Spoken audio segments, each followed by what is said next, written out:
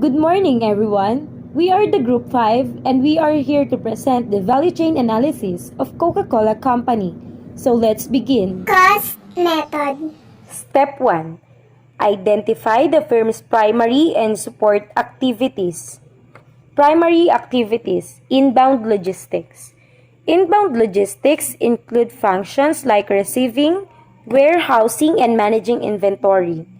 So, Coca-Cola Enterprises uses an automated storage and retrieval system, also known as the ASRS. It is also an international outsourcing of materials using shipments and trucks in logistics, using robotics and automation to overhaul.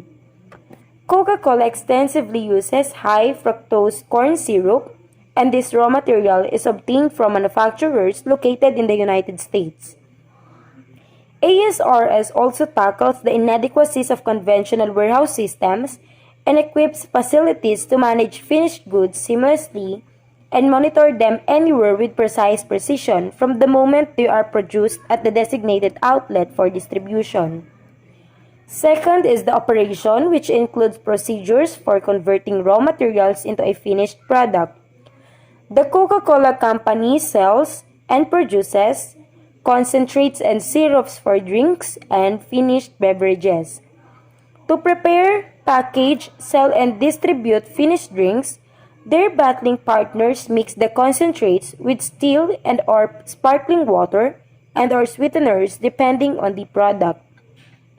The Coca-Cola Company usually produces net operating income through the sale of concentrates and syrups to approved bottling partners its concentrate operation. Number 3 is the outbound logistics, wherein it includes activities to distribute a final product to a consumer. So the finalized beverages are sold by the bottling partners to customers, distribution partners, collaboration with the suppliers, wholesalers, and some retailers. However, it also manages the brand and is responsible for marketing campaigns for consumer brands. The final branded drinks are made, packaged, and sold by the bottling partners to customers and distribution partners who then market goods to customers. So their company is a local company. Goods are normally not delivered more than a few hundred miles. It's all about being receptive to the needs of consumers and customers, local preferences in every market. So next is the marketing. Marketing and sales include strategies to enhance visibility and target appropriate customers such as advertising, promotion, and pricing. So it prints media and outdoor marketing, and also it taste the feeling campaign. So the Coca-Cola's marketing strategy is a combination of three significant elements, and that includes inexpensive rates, accessibility worldwide, and great consumer relation. So a very large part of the marketing budget for Coca-Cola is spent on digital ads. These videos are in several languages representing Coca-Cola's market size. And last one, in primary activities, is the service, wherein it includes programs to maintain products and enhance the consumer experience, like customer service, maintenance, repair, refund, and exchange. So it is about consumer-centric brands wherein Coca-Cola is also expanding its marketing plan to become a complete beverage company by offering more of the beverages to individuals in more packages available in more markets, including low and no sugar choices across a wide variety of categories.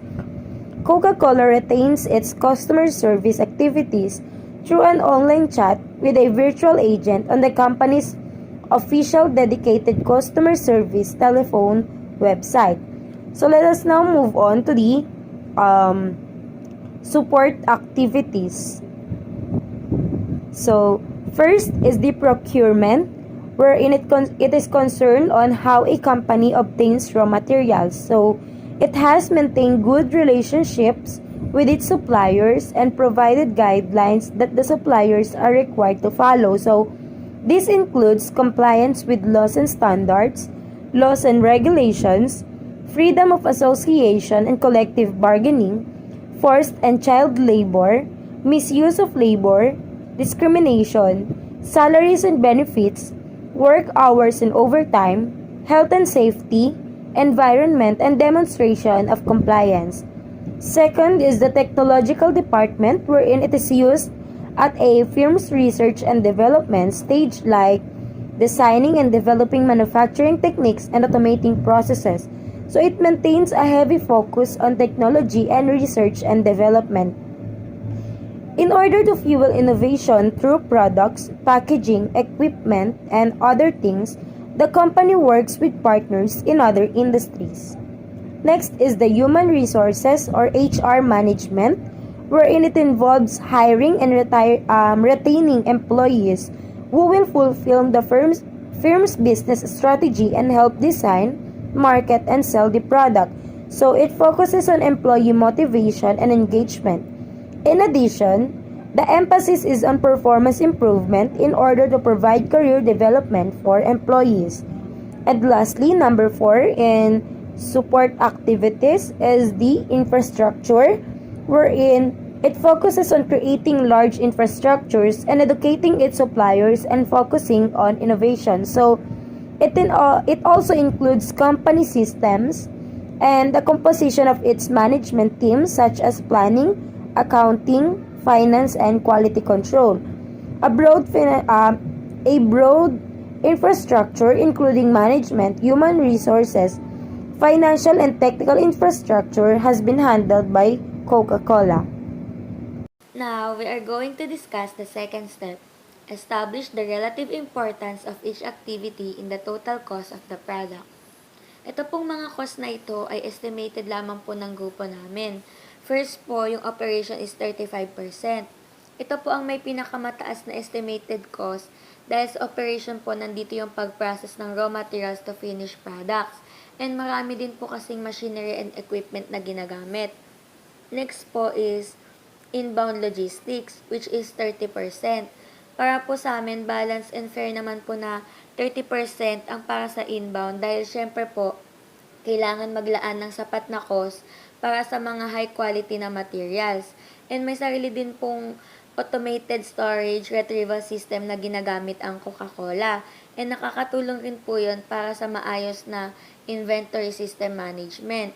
And para po sa amin, nakakabawas gastos na rin po yun kaysa po maghanap pa po at mag-allocate ng budget para po magkuha ng ibang paglalagyan po ng inventory sa ibang location. Next po ay marketing, 20%. Para po sa amin malaki na rin po yung 20% para ibigay na budget ko sa advertising dahil alam na po namin na ang Coca-Cola po ay naglalaan din ng malaking budget sa advertising dahil lagi po natin nakikita ang Coca-Cola sa TV. Kahit po naglalakad, nakikita po yan natin sa kalsada. And sobrang sikat po na Coca-Cola na product dahil po maganda rin po yung way ng pagpopromote nila. Next po ay outbound logistic, which is 10% po for distributing the finalized beverage to the customers and partners. Last po ay service, which is 5%.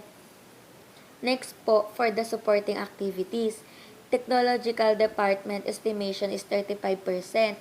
Ito po ang may pinakamataas kasi dito po nagfo-focus sa technology at research and development. And ang Coca-Cola po kasi ay may 6 research and development centers around the world.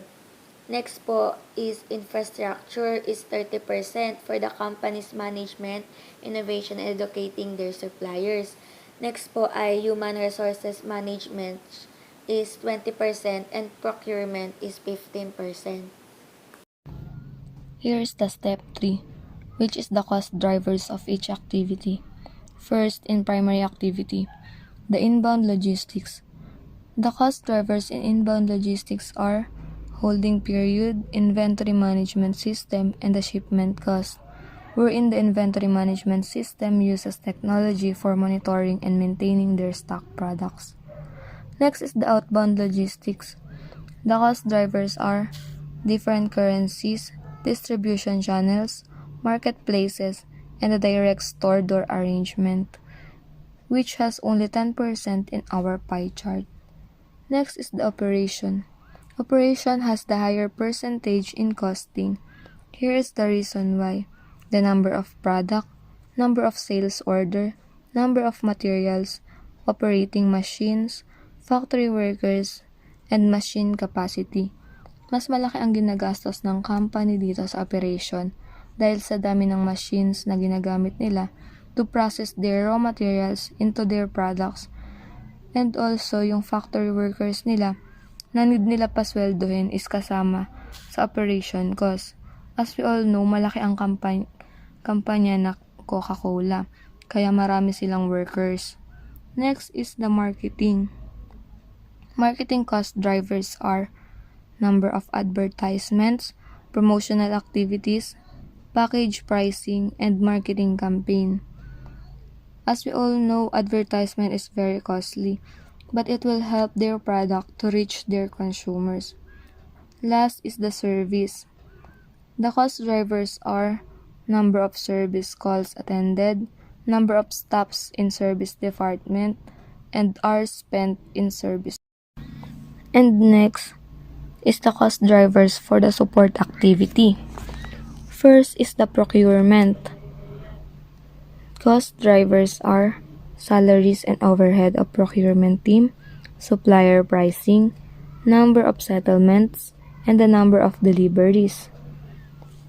Next is the technological department, which costs highest among other support activities because of the research and development salaries, pre-production design and construction, and the software development cost. These are expense for them, but it will help them to innovate their product. Next is the human resource management, resignation and employee disengagement. Whenever there is an employee resigned, magiging cause or problema nila yun kasi hahanap ulit sila ng bago at babagal ang production nila tuwing mababawasan ang tao nila. Magiging mabagal ang pag-produce nila ng product. Then, sick leave, inefficient processes, and HR stops. Next is the infrastructure.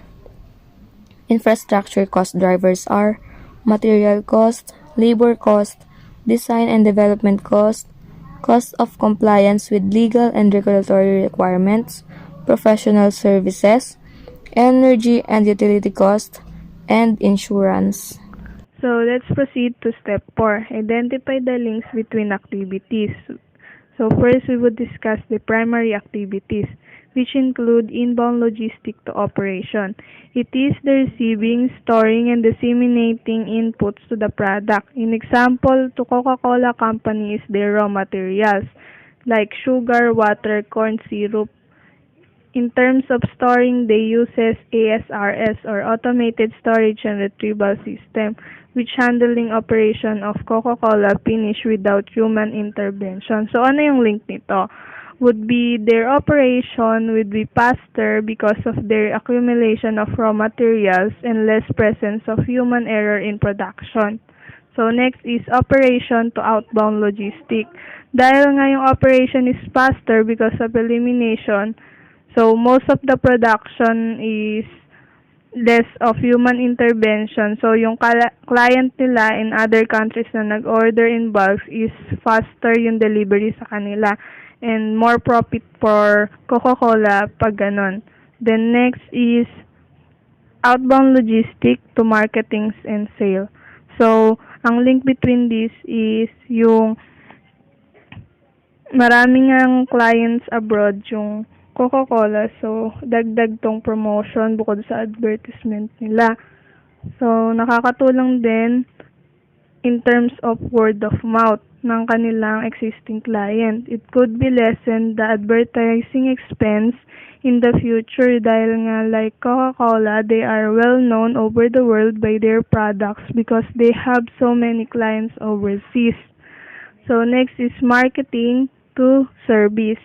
So it is related in terms na kung ano ang focus ng Coca-Cola, which is consumer-centric. So yung advertisement nila ay dapat laging nakateam sa people and what they want to see or consume products that Coca-Cola needs to deliver. Proceed for supporting activities, which include firm infrastructure and human resource management. It involves planning, finance, accounting, legal, government affairs, and quality management, which the human resource management can use as a factor when hiring staff. And in the point of view of Coca-Cola, they uses incentive to motivate and produce productive employees that can help their plan to be successful.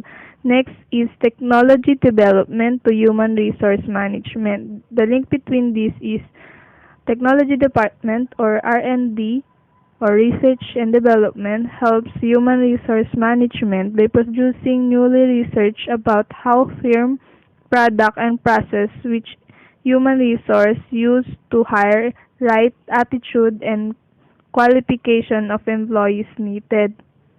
So next is the technology development to procurement. It is connected because the research and development they provide information that can help company to earn more profit. So nagbibigay sila ng plans and tactics na ine-execute ni procurement by assisting and applying new implemented rules that is approved by board of directors. So kung ano ang magiging more profitable sa company. Yun ang kanilang gagawin. So, lastly is the relationship between primary activities and supporting activities. So, first off is the procurement and inbound logistics. So, they are related dahil sa procurement ang nagsusupervise kung ang procedure and policies ba sa inbound logistics ay nasusunod at all times. Next is human resource management to marketing and sales. So, they are related in terms sa hinihinging employees or hiring of employees, yung quality nito na makaka-contribute in terms of promotion ng product na magiging key for a successful advertisement na makakatulong sa company. So, last is the technology development to service. So, this is related in terms of current information na hawak ng research and development na makakatulong sa management to improve their service to the customer and generate more profit in result. For the last step of cost method, step 5, identify opportunities for reducing cost. First, lightweighting program. By trimming the weight of their 20-ounce PET plastic bottles by more than 25%, and trimming 30% for their 12-ounce aluminum cans, and lighten 8-ounce glass bottle by more than 50%. This can result to reduce costs and come up to an efficient packaging. This program also helps to achieve the Coca-Cola's goal in investing in recycling programs. Through lightweighting, it can help to remove hard-to-recycle plastic. Second, investing in recycling programs. It has a sustainable packaging vision for Coca-Cola, a world without waste. Ito po ang gusto ma-achieve ng Coca-Cola na vision. Hindi lamang po ito nakakatulong sa pag-reduce ng cost sa Coca-Cola, nakakatulong na rin po ito sa pag-save ng planet Earth. Alam naman po natin na maraming pakalat-kalat na mga plastic bottles, hindi lang sa kalsada, pati na rin po sa mga ilog. At gusto po ng Coca-Cola na makatulong sila bilang isang beverage company sa pagresolba ng ganong problema. Sa pamamagitan ng recycling at collecting ng kanilang plastic bottles at paggamit ng PET plastic na kung saan mas mapapadali ang pag-recycle ng kanilang plastic bottles. They are working also to other partnerships. They are partners with the bottling partners, environmentalists, industry peers, regulators, and retailers para po ma-improve ang kanilang packaging at makatulong sa pag-recycle and collect. They are also investing in infrastructure and technology to make all of their products 100% recyclable because as of now, only 85% part of their products is recyclable. And balak po nila by 2030, yung 50% po ng kanilang product ay magamit pa po nila hanggang 2030.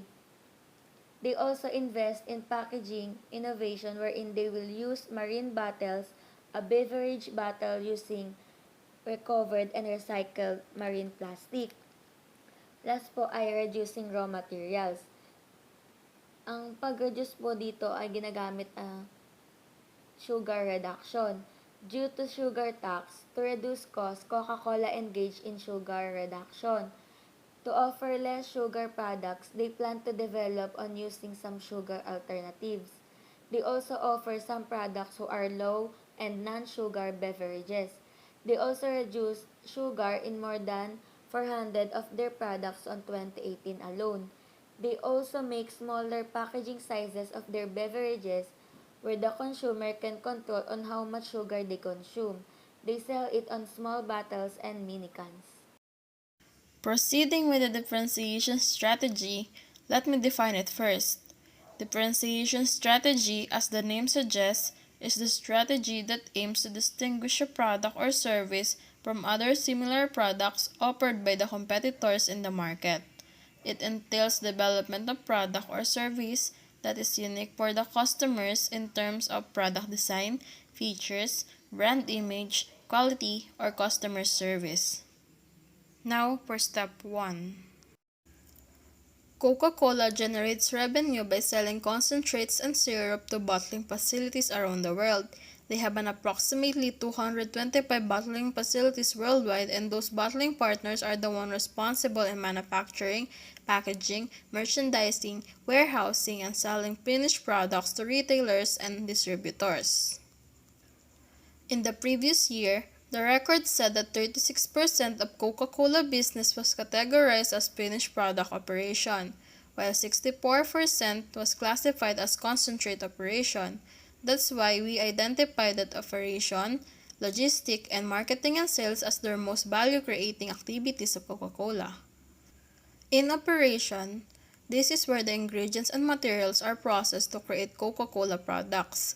Then in logistics, these deal with inventories of materials, warehousing, and distribution.